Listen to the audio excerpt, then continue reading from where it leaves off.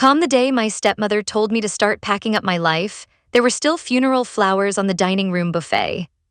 We were crammed around the long pine table in the ranch house outside Billings, Montana. Snow was coming in sideways across the coulee, and you could hear the wind whining around the eaves, rattling the old windows Grandpa refused to replace. The house smelled like overbrewed coffee, roast beef from the church ladies, and the lemon-oil Denise had wiped over the table like it was already hers. She stood at the head of the table in her black dress that was just a little too tight and just a little too low for a funeral, a cheap silver cross glittering against spray-tan skin. Her nails, fresh French tips, clicked against the stack of stapled pages in her hand. "And to my daughter-in-law, Denise Caldwell," she read in this fake solemn voice, "I leave all of my personal property, including all household furnishings, vehicles, and farm equipment." She let that hang in the air like a sermon, then she lowered the papers and smiled, a wide, hungry thing. "So," she said, sweeping her gaze around the table, landing on me last, "that means the house, the trucks, the cattle, the equipment, the land, all of it, your grandpa left this ranch to me." Her eyes locked on mine. "Kaitlyn, you're gonna want to start packing." Across from me, my stepbrother Derek sat back in his chair, lips twitching like he was trying not to grin. Denise's sisters were already murmuring congratulations, doing that soft church lady gasp thing. The pastor shifted awkwardly. Our neighbor Wyatt, who'd run cows beside my family for 30 years, stared a hole straight through the will in her hands. My coffee turned to stone in my stomach. My heart did that cold stutter in my chest. But on the outside, I didn't move. I just traced my thumb along a dark groove in the tabletop where Grandpa had dropped his branding iron years earlier and burned the wood. Denise wanted a scene. She wanted me to yell, to cry, to beg. She wanted witnesses. Instead, I looked up at her and said calmly, "You sure that's what it means, Denise?" Every head swung toward me. The room went so quiet you could hear the old refrigerator hum in the kitchen and the clock ticking over the doorway. Denise's smile flickered. "What else would it mean?" she snapped. "He left me everything," those were his exact words. Before I tell you exactly what my stepmother forgot, before I tell you who actually owned the ground under that table, if you've ever had someone in your own family try to yank the floor out from under you, hit the like button and tell me in the comments where you're watching from. Because what happened in that dining room is something I wouldn't wish on anyone, but I know I'm not the only one who's lived it. To understand how I ended up sitting there, being told to pack my life into boxes in the only home I'd ever known, I have to take you back a bit. I'm Kaitlyn, but everyone calls me Kate. I'm 32 and I grew up on a cattle ranch about 40 minutes east of Billings. If you've ever driven a 94 and looked out at a whole lot of nothing, sagebrush, yellow grass, a smudge of mountains way off, that's where home is. 3,000 acres of nothing that fed 3 generations of my family. The ranch was my Grandpa Hank's world. He ran cows out here before Billings had a Walmart, before my dad was born, before interstate signs cut through the horizon. My earliest memories are of that house, standing on a wooden chair at the sink, helping my grandma wash jars, running across the yard in boots 2 sizes too big, trying to keep up with Grandpa while he fed cows out of the back of the old blue Chevy. My mom died when I was 8, car accident on the icy road into town in January. After that, it was just me, Dad, and Grandpa on the ranch for a while, 3 people orbiting each other, all trying to pretend we weren't shattered. Dad remarried when I was 12, that's how Denise came into the picture. I remember the first day she stepped out of Dad's truck. She had on white boots with a heel, sliding in the gravel, and this fur-lined parka that looked like it came off a mannequin at the mall. She wrinkled her nose at the smell of silage and manure and said, "It smells like a petting zoo out here." Grandpa was standing on the porch, thumbs hooked in his belt loops, watching. He didn't say anything, just gave me this sideways look like, "You seeing this?" Denise had a son, Derek, 2 years younger than me. Soft hands, city polo shirt, a stack of video games under his arm when he moved in. He complained the first time he had to get up at 5 to feed. "This is basically child labor," he whined, shivering in his expensive puffer coat while I forked hay. Denise decided pretty quickly that Derek was the future and I was a phase. You could hear it in little comments. "Derek's so smart with numbers," she'd say at dinner. "He could be an accountant or a real estate investor, something big." Then she'd glance at me. "And Katie's good with animals." Like that was a consolation prize. Dad was tired and lonely and grateful to have someone making casseroles again, so he didn't push back much. And if he noticed that I was the one outside with Grandpa fixing fence, calving heifers, mending busted water lines at 10 below while Derek studied in the warm house, he never said. Grandpa noticed, though. By the time I was 16, I could rope, ride, pull a calf, and rebuild a carburetor. I'd come in with blood on my Carhartts and mud in my hair, and Grandpa would just grin at me over his coffee cup and say, You're the only one around here I can count on not to cry when a cow looks at you funny. He never said much about Denise to my face, but sometimes, late at night when he thought I was asleep, I'd hear his low voice through the wall talking to Dad in the kitchen. This land needs someone who loves it, he'd say, not someone who sees it as an ATM. Dad would sigh and tell him not to start, but the divide was there, growing under the surface like a crack in winter ice. Dad had a heart attack in the calving barn when I was 27. One minute he was wrestling a stubborn heifer in the head gate, cussing at her to hold still while I tried to pull a backward calf. The next he was slumped against the post, his face gray. Grandpa and I did CPR on the dirt while Derek called 911 with shaking hands. By the time the ambulance got down the rutted ranch road, Dad was gone. We buried him on the hill behind the house, where you could see the herd scattered like dark commas across the snow. Denise wore a black dress that didn't match the mud, wept into tissue after tissue, and told anyone who would listen how hard it was to be a widow out here in the middle of nowhere with no one to take care of her. I stood by the grave with Grandpa, both of us too stunned and worn out to cry. After Dad died, the line between us and her hardened. I had already finished my degree in animal science at Montana State in Bozeman. I'd been splitting my time, classes during the week, driving home on weekends to help with branding, weaning, haying. After the funeral, I moved back full-time. Somebody had to keep the place running, and Grandpa was 76 with bad knees and lungs that wheezed in the cold. Denise hated that I moved back. "You're young," she'd say, standing in the doorway with her arms folded while I pulled on my boots. "Why are you wasting your 20s here? At some point you're going to have to get a real job." I'd bite back, "This is a real job," but she'd already turned away. That first year without Dad, Denise cried a lot about money. "I can't keep up this big old place," she'd tell people after church. "We're land rich and cash poor. If it were up to me, we'd sell and move closer to town, somewhere with a Target and decent Wi-Fi." Grandpa would just stare at his coffee cup and say nothing, jaw tight. About 3 years before he died, it escalated. I came in from moving cows one hot July afternoon and heard voices in the living room. I recognized Denise's laugh, high and fake, and a man's smooth tone. When I rounded the corner, I saw a guy in a crisp button-down with perfectly white teeth and shiny loafers, spreading glossy brochures across our coffee table, artist renderings of beige houses with manicured yards. "Could easily get you 8 figures for this place in the right market," he was saying. "You're only 20 minutes outside Billings. People pay a fortune for rustic now." Denise's eyes were gleaming, and we'd never have to worry about money again. I stood there in my dusty boots and sweat-streaked ball cap, sunburned to hell, and blurted, "What's going on?"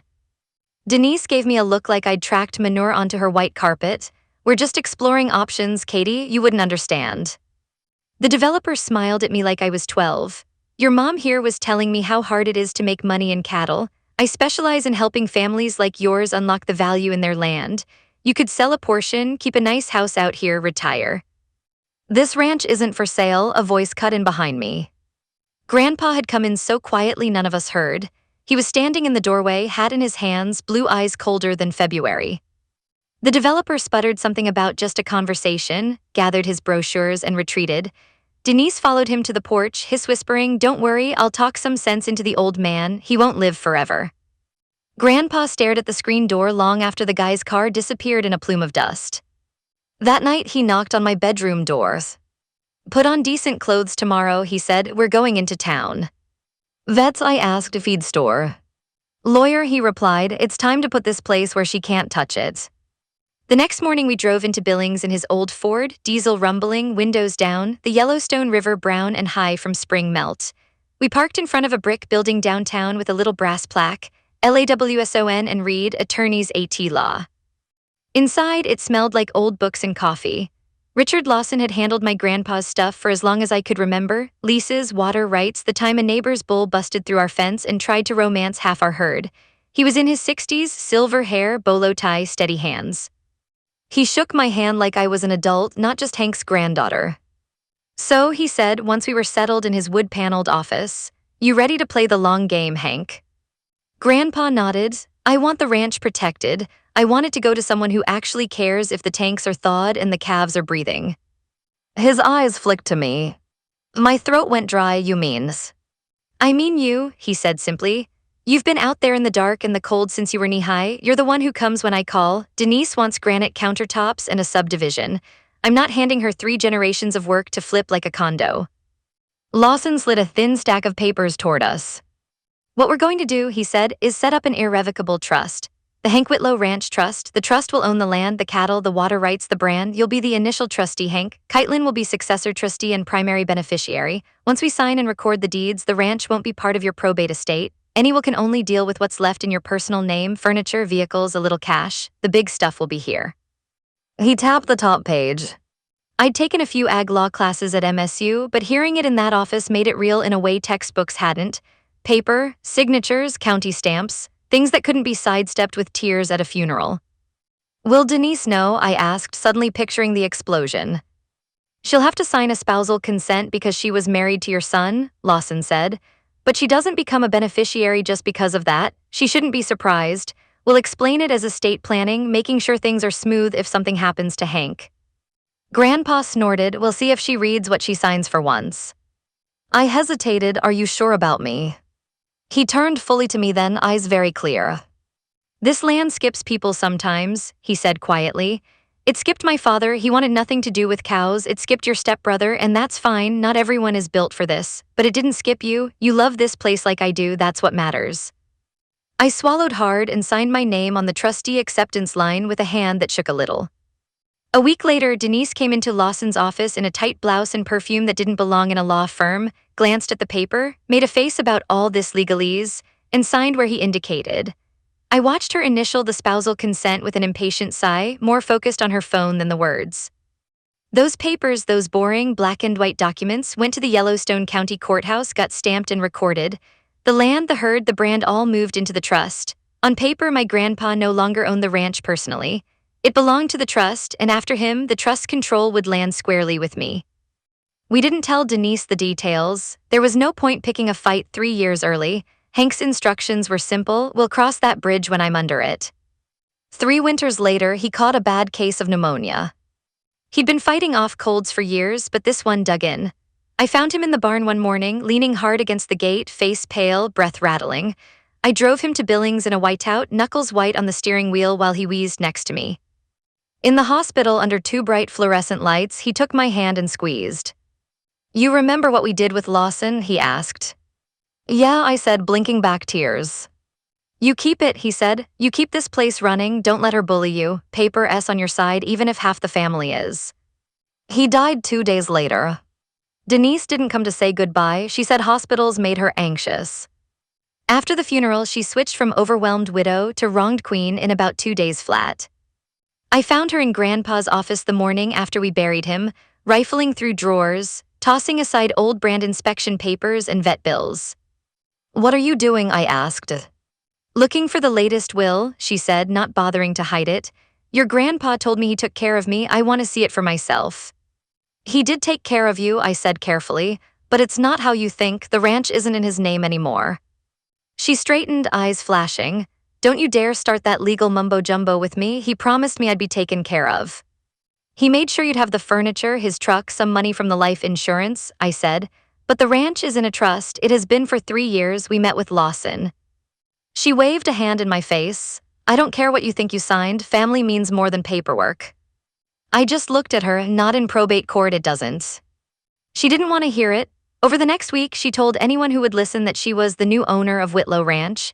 She bragged to her sisters about finally getting to put in granite countertops and take real vacations instead of feeding stupid cows. Derek posted some cringe TikTok about soon-to-be ex-ranch kid escaping the sticks. Lawson called me 2 days after the funeral. Kate, he said, voice gentle but firm, I've been getting some interesting voicemails from your stepmother about her ranch.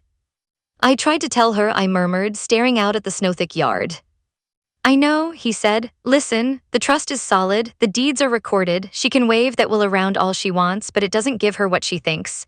Maybe it's better if we have everyone in one place and lay it out. She wants to do a will reading at the house, I said, this Sunday after church. I could practically hear his disapproval over the line. Funeral theater, of course. Can you handle it if I show up? Please, I said. I don't want to be the one everyone accuses of sneaking something.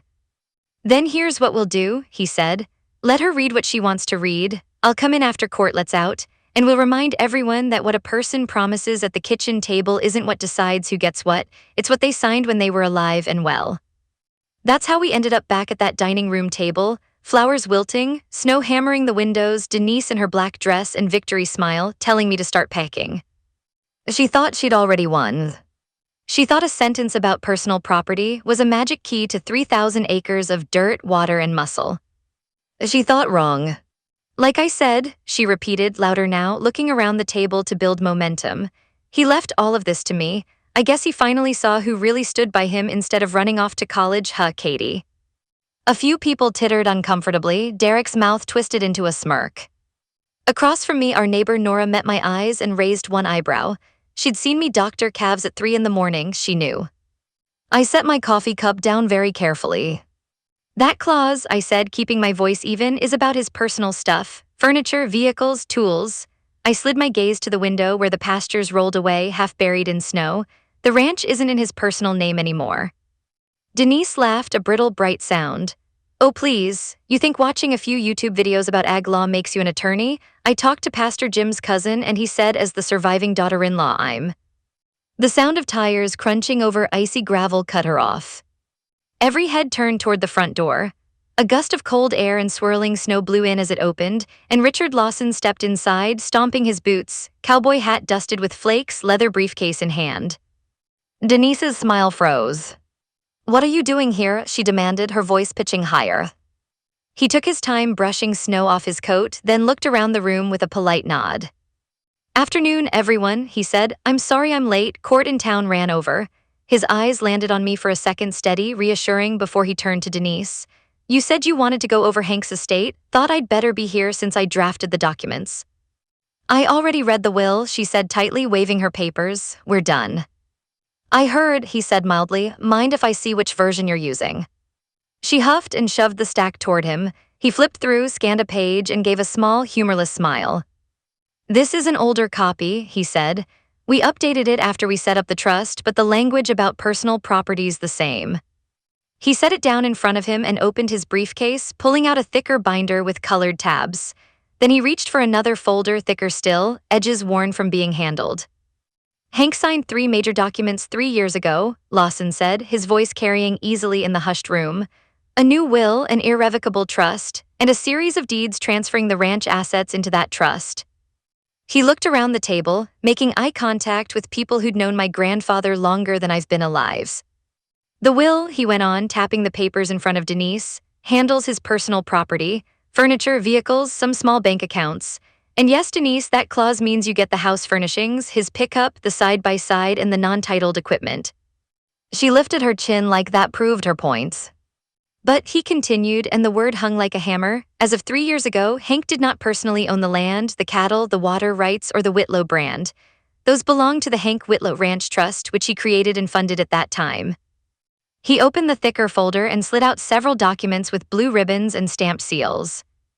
These are the recorded warranty deeds filed with Yellowstone County in 2022, he said. You can see the clerk's stamp here. They convey the ranch property and related assets from Hank individually to Hank as trustee of his trust. Once those were signed and recorded, the ranch stopped being part of his probate estate, meaning he couldn't give it away in a will even if he'd tried. He slid one of the deeds across the table toward Denise. The county recording stamp glared up at us in black ink. I saw Nora lean forward, squint, then nod slowly. She knew that clerk's signature by heart. They'd closed on their own land last year. Denise's face was leaching color in slow motion. Why didn't anyone tell me this? She stammered. You were there, Lawson said calmly. You signed a spousal consent for the transfer. I have your signature right here. He pulled another sheet from the folder and set it in front of her. There, clear as day, was her loopy D for Denise Caldwell, notarized and dated. For a second, the room actually swayed a little. Even though I'd known all of this, seeing her own signature trap her, it was like watching one of those ice dams break on the river. Denise stared at the paper, then looked up at me as if I'd written it. You tricked me, she hissed. You and he went behind my back. Nobody tricked you, Lawson said, voice steelier now. I explained the documents in this very room in plain English. You were focused on getting out of town before your hair appointment, as I recall, but you were competent and you signed willingly. Hank wanted to make sure the ranch stayed in the family. That's what we did. The family, she repeated as if tasting something sour. I am his family. And so is Kate, he replied. More importantly, the trust names Kate as successor trustee and primary beneficiary. Head swiveled toward me, heat crawled up my neck, but I didn't look away. What does that mean? Derek blurted, breaking his stunned silence. Like in normal person terms. It means, Lawson said, that Kate is now in charge of managing the ranch according to Hank's instructions. She decides whether to sell or keep, who to lease to, how to run operations. The income from the ranch goes through the trust to her after certain specific distributions Hank requested are made. He flipped a few pages and nodded to himself. Those distributions include a small monthly stipend to you, Denise, for 5 years, funded from a life insurance policy, not from selling the land. The will also gives you the interior furnishings of the house, his personal truck, and certain items you two picked out together. That's what Hank left you. Denise looked like she'd been slapped. No, she whispered. No, he promised me. He said I'd be taken care of. He did take care of you, I said quietly, finding my voice. He made sure you wouldn't be broke, but he didn't give you the ranch. He told me in this office, I nodded toward Lawson, that the person who got the land had to be someone who'd actually be out there in the mud at 4 a.m. when a calf can't breathe. That's not you, Denise, and it never has been. Her head snapped toward me. You ungrateful little, she started, then cut herself off, glaring around at the room full of witnesses. The pastor shifted again, looking like he wanted to be anywhere but here. Nora's husband Wyatt leaned back, crossing his arms. He'd heard that last part, and I could see the agreement in his eyes. This is ridiculous, Derek burst out. Grandpa was old, he didn't know what he was signing, he was probably confused. Can we even prove he was, mentally there? Lawson reached calmly into his folder again. We anticipated that question, he said. At the time the trust and deeds were signed, Hank's physician did a capacity evaluation. This is her letter stating he was of sound mind and fully understood the nature of the documents. She's willing to testify to that if needed. In fact, she took care of half the people in this room. He looked around and several folks nodded slowly. They all knew Dr. Peters. Denise was breathing hard, nostrils flaring, cheeks blotchy red. So that's it, she demanded. I'm thrown out of my home because he decided to play favorites with his little cowgirl granddaughter. The word thrown made something in my spine stiffen. Nobody is throwing you out today, Lawson said. The trust document gives you 90 days to vacate the ranch house. During that time, you'll receive your stipend, you can take your furniture and personal belongings. After that, the house is trust property under Kate's management. All eyes came back to me. I swallowed, my mouth was dry, but my voice came out steady. I'm not going to drag you out by your hair, Denise, I said, but I'm also not going to pretend this place is yours. Hank didn't want it sold off for subdivisions. He didn't trust you not to do that. I promised him I wouldn't let that happen. A vein in her neck jumped. You think you're better than me because you like shoveling manure? She spit. I was there when your father died. I took care of this house. You took care of this house the way you take care of a hotel? I cut in, tiredness washing over me more than anger. You vacuumed, you decorated. That's not the same as dragging a calf out of a heifer at 3 a.m. in a blizzard. That's not the same as meeting with the banker, fixing fences, checking water. You always talked about leaving, now you can. Her hand slammed down on the table, rattling the coffee cups. You will regret this, she hissed. When you're old and alone out here, stuck in the middle of nowhere because no man will want a bitter little ranch witch, don't come crying to me. I won't, I said, for a lot of reasons. The room held its breath. All right, Lawson said quietly, breaking the tension just enough so the air could move again. We've gone over the documents. Anyone who wants copies can come by my office this week. For today, I think we should all take a breath. People started shifting, pushing back chairs. Denise stayed frozen another second, then snatched up the will and stormed out of the room, her heels stabbing the hardwood. Derek stalked after her, muttering. Wyatt came over and put a hand on my shoulders. Hank was a stubborn old cuss, he said, but he wasn't stupid, he picked right. My throat tightened, thanks. If you're still listening this far, I'll say to you, the stranger on the other side of the screen, and you've ever sat through a family meeting where everyone pretended it was about what's fair, but it was really about who could grab the most, hit subscribe and tell me in the comments what role you played. The scapegoat, the golden child, or the one they underestimated. Because being the underestimated one saved me. In the days after that Sunday, the house felt like a powder keg. Denise hid in the master bedroom with the door locked most of the time, emerging only to microwave something or slam cabinets. When we did cross paths in the hallway, she'd look through me like I was a ghost.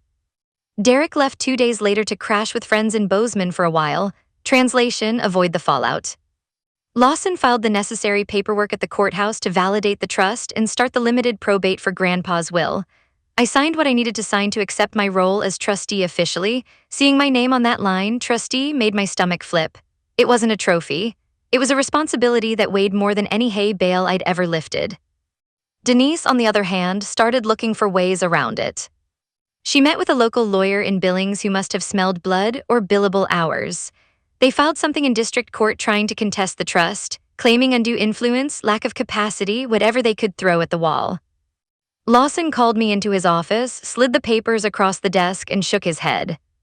"This is weak," he said. "We have the capacity letter. We have 3 years of consistent behavior after the trust was signed.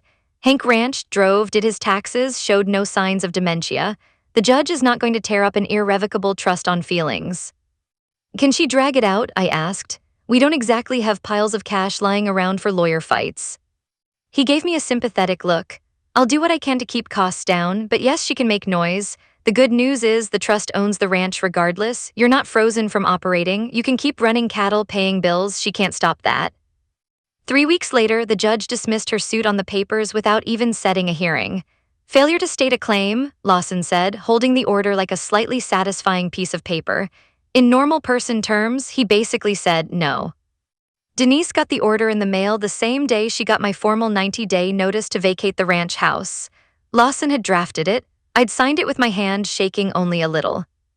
She stormed into the barn while I was cleaning stalls, envelope crumpled in her hand. "You heartless bitch," she spat, voice cracking. "You're really going through with throwing me out." I straightened, pitchfork in hand, hay dust clinging to my coat. "You have 3 months," I said. "You have the furniture, you have Grandpa's truck, you have the stipend. I'm not putting you on the street, Denise. I'm enforcing what he put in writing." "You owe me more than this," she snarled. "After everything I did for you, after I raised you like my own." I actually laughed, it slipped out harsh and small. "You raised me?" I asked. "You tried to ship me off to cosmetology school in town because you thought ranching was beneath you? You told people I was just going through a phase. You rolled your eyes every time I came in covered in mud. You spent a decade counting down the years until Hank died so you could sell this place. That's not raising someone, that's tolerating them." Her eyes filled with angry tears. "You're going to regret this," she whispered. "Maybe, but regret and relief can feel awfully similar sometimes." Spring came slow that year.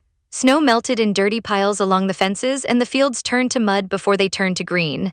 Calves hit the ground thick and fast, their wet bodies steaming in the cold air, their mothers bawling. I lived in the bunkhouse out behind the barn those 90 days, not because I legally had to, but because there was no universe where I wanted to share a roof with Denise any longer than necessary. My friend Lena drove out from Billings on weekends to help with calves and to sit with me at the tiny kitchen table, drinking cheap beer and talking about anything but court orders and trust law. Nora and Wyatt showed up with casseroles and offers to trade pasture like they always had. They didn't treat me differently now that my name was on the paperwork. They respected it, but they still told me when my fence line needed fixing, that more than any court order made it feel real, I wasn't playing ranch, I was ranching. The 90 days came and went. Boxes piled up in the front hallway of the big house, labeled in Denise's loopy handwriting, kitchen decor, master bedding, living room art. The only thing she left untouched was Grandpa's recliner in the corner of the living room and the framed black and white photo of him and my dad standing by a Hereford bull, both of them grinning like idiots. On day 91, she was still there. Lawson filed for a writ of assistance, basically a court's way of saying we meant it. The judge signed it without fuss. That piece of paper gave the sheriff's department authority to enforce the move out. The morning the deputies came, the sky was a clear, hard blue, the kind you only get in Montana in early May. The air had that sharp, clean smell of thawed earth and new grass. I watched their white SUV bump down the ranch road from the front porch, my stomach in knots. Part of me wanted to vomit, part of me wanted to run, all of me wanted to be anywhere but there, but I stayed. 2 deputies stepped out, a tall older man with a weathered face and a younger woman with her hair pulled back tight. Both wore tan uniforms, green jackets, wide-brimmed hats. "Morning, ma'am," the older one said, nodding. "You Kaitlyn Whitlow?" "Yes," I said, my voice sounding foreign to my own ears. "I'm Deputy Carlson, this is Deputy Reyes," he said. "We've got a court order here regarding removal of an occupant." He held up the folded paper like it weighed something. "I know," I said, "she's inside." We walked up to the front door together, my boots felt heavy. Carlson knocked firmly. "Ms. Caldwell, it's the Yellowstone County Sheriff's Office, we need you to open the door." Silence, then the faint sound of movement like someone knocked something over. "Ms. Caldwell," Reyes called, voice a notch softer, "we have a court order. If you don't open the door, we're authorized to enter." For a second, I thought she'd make them break it, then the lock clicked and the door opened a crack. Denise peered out, mascara already smudged, wearing a robe that had definitely seen better days. She looked older than she had 3 months ago, smaller somehow. "What do you want?" she demanded, though her voice didn't have the same bite. Carlson held up the paper. "Ma'am, Judge Hawkins signed a writ of assistance enforcing the terms of the trust. You were supposed to vacate this residence as of last week. We're here to make sure that happens today." Her eyes darted to me, standing a step behind them. "You're really doing this?" she said, eyes wide. "You called the sheriff on your own stepmother." I swallowed, heart hammering, but my words were steady. "I enforced the court order," I said. "You knew this was coming, Denise. You had 3 months." She stared at me like she didn't recognize me. Carlson's voice softened just a touch. "Ma'am, you'll be able to take your personal belongings and the items listed in the will. Furniture, clothing, that sort of thing. We have to ask you to cooperate so we don't have to remove you physically. Do you understand?" For a moment, I thought she might throw herself on the floor and start screaming. Instead, something in her seemed to deflate like a balloon losing air. "Fine," she said hoarsely, "let me get dressed." She left the door open. Ray's stepped just inside, eyes scanning the room out of habit, hand resting near her belt but relaxed. Carlson stayed on the porch with me. "Never fun, these ones," he murmured almost to himself. "Family stuff." I huffed out a humorless little breath. "Yeah." 2 hours later, the front yard looked like a garage sale. Denise's sisters had driven out with a rented U-Haul. They shuffled back and forth, hauling boxes and mismatched furniture down the front steps while Ray's checked off items against the list. Denise directed from the porch, wrapped in a sweater now, her jaw clenched. They carried out the big ornate headboard Denise bought on credit one year when she decided the master suite needed to look like a magazine. They loaded her glass rooster collection, the tufted ottoman nobody was allowed to put their feet on, the fake plants, the set of cream-colored bar stools that always looked wrong in our kitchen. Nobody touched Grandpa's recliner, nobody touched the photo on the wall. At one point, Denise picked up that picture and stared at it for a long beat.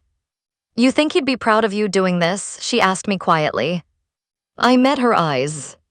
"I think he'd be relieved I followed through," I said. "He hated fighting, that's why he put it all in writing." She scoffed, but there was no real heat in it. When the last box was in the truck, she stood on the gravel, clutching her purse, staring at the house. Snowmelt dripped from the eaves. The cottonwoods along the creek were just starting to leaf out, a fuzzy mist of green against the brown hills. "You win," she said finally. "You and your paperwork, enjoy your stupid cows." "This was never about winning," I said. "It was about keeping a promise." She rolled her eyes, climbed into the driver's seat of Grandpa's old truck, her truck now, and slammed the door. I watched the convoy of vehicles pull away, the U-Haul, the pickup, her sister's, SUVs, dust rising behind them. I half expected her to stop at the end of the driveway, look back, maybe flip me off. She didn't, she just turned left toward town and disappeared over the hill.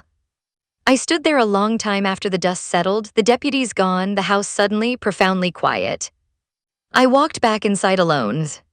The house felt bigger without her energy in it. Lighter somehow, I wandered through the rooms slowly. The bedroom was empty except for the outline of where the bed had been. The living room was missing the oversized sectional Denise insisted on, leaving Grandpa's recliner in its old place of honor, facing the TV and the window. I sat down in his chair. The springs creaked, familiar and comforting. The cushion still had that faint smell of pipe tobacco and leather that made my chest ache. On the wall across from me, the photo of him and Dad by the bull watched over the room like always. "Okay," I said out loud, voice shaking but firm. "I did it, now what?" Now, 6 months later, looks like this. It's August and the pastures sway waist-high with grass, the kind of year ranchers pray for and rarely get. The calves are fat and slick, flicking their tails at flies. The sky is a blue so deep it almost hurts to look at. The dining room doesn't smell like lemon oil and tension anymore. It smells like coffee and pancakes on branding mornings, potlucks with neighbors, paperwork spread out under better light bulbs I finally put in. The table is still scarred from decades of use, and Grandpa's chair still sits at the head, worn arms polished by his hands and now mine. The ranch has changed in small but important ways. The old barbed wire on the north pasture got replaced with high-tensile electric fence after I sat down with the banker myself, spreadsheets and a business plan in hand. We started rotational grazing on a schedule I worked out with the NRCS guy. I put up a website, whittlerranchbeef.com, with pictures I took at sunrise, breath hanging in the cold air, frost on the cows' backs, light hitting their hides just right. Instead of sending every calf to the sale barn, we keep a percentage back, finish them on grass, and sell beef boxes direct to families in Billings, Bozeman, even as far as Seattle thanks to a neighbor with a refrigerated truck and a good heart. Lena moved into the bunkhouse full-time this summer. She does our social media and helps with chores, and in exchange, she gets a small salary and a life she says is more real than any office. On branding day, half the county still shows up, roping and wrestling and laughing, kids running around with hot dogs and dirt on their faces. Neighbors call me boss, now sometimes, half teasing, half serious. I sign my own checks. I meet with the banker without having to bring a man along to be taken seriously. I file quarterly reports with Lawson, who still wears that bolo tie and drinks his coffee black. Once in a while, word about Denise filters back to me. She's renting a small 2-bedroom duplex in town, near a gas station and a pawn shop. She works the front desk at a budget motel off the interstate, answering phones and dealing with tourists blowing through on their way to Yellowstone. She complains loudly in the aisles at Walmart about how she was cheated out of her late husband's family ranch by an ungrateful stepdaughter and a crooked lawyer. Some folks nod sympathetically, others know better. A few have actually pulled me aside in the feed store to say, "Ran into your stepmom in town, she's still sore. You did the right thing, kid." Derek bounced around for a while, Bozeman, then Boise, then somewhere in Colorado. He started a TikTok where he posed in a cowboy hat beside strangers' cows, talking about toxic ranch families while sitting on a balcony in some apartment complex. Last I heard, he was selling cars. About 3 months after she left, Denise sent a letter. She didn't handwrite it, of course not. It was typed, my name spelled wrong at the top, signed with a looping flourish. She said she wanted to talk about a compromise, that she'd been thinking it over and realized we could make so much money together if I'd agree to develop just the front part of the ranch and maybe put in a wedding venue or sell a parcel or two. She wrote that she was willing to forgive the way you treated me if I brought her in as a partner. I read it at the kitchen counter, sunlight slanting in across the worn linoleum, coffee cooling next to me. Halfway through, I started laughing. It wasn't mean exactly. It was just this exhausted, disbelieving sound. I folded the letter back up, walked out to the fire pit by the creek, and fed it to the flames. The paper curled, blackened, and drifted away on the breeze. I didn't write back. Some doors, once you close them, stay closed, and sometimes that's not a tragedy, it's a mercy. These days, when I ride out at dawn, the air is cold and clean and full of the sound of cattle, meadowlarks, the creak of leather. I think about my dad, about Grandpa, about all the fights they sidestepped because they hated conflict more than they hated being taken advantage of. I think about how tired Grandpa looked that day in Lawson's office, signing his name over and over, determined to protect something he loved from people he also, in his complicated way, loved. And I think about the girl I was in this same yard 10 years ago, scrambling to do all the work while being told it didn't really count because I wasn't the real future. That girl would never have believed I'd be here now, signing contracts, making decisions, saying no. If you've ever had to choose between the family you were born into and the peace you built for yourself, you know that the grief doesn't disappear. I still miss my dad when I cross the yard at night and catch sight of his old jacket hanging by the mudroom. I still hear Grandpa's voice when I check the tanks. Don't just look, Kate, listen. But the silence in this house now is a calm silence, not the brittle, waiting for the next explosion kind. The people who sit at my table come because they want to, not because they're angling for a slice of something. I won't pretend the paperwork did all of that on its own. I still had to show up. I still had to sign and stand and call the sheriff when every instinct in my body screamed to avoid the scene. But the truth is, the trust gave me a spine I could lean on when mine felt wobbly. Blood makes people feel entitled, paper makes people accountable. If you're watching this and you've ever been the quiet one in the corner, the one everyone underestimated, the one they assumed would roll over while they took what they wanted, tell me in the comments. Tell me where you're watching from, and if you've ever had to enforce a boundary so hard it hurt. Because sometimes the bravest thing you can do isn't riding a rank colt or pulling a calf in a blizzard. Sometimes it's sitting at a table with your entire family staring at you, hearing your stepmother tell you to start packing and answering, "No, I'm not going anywhere."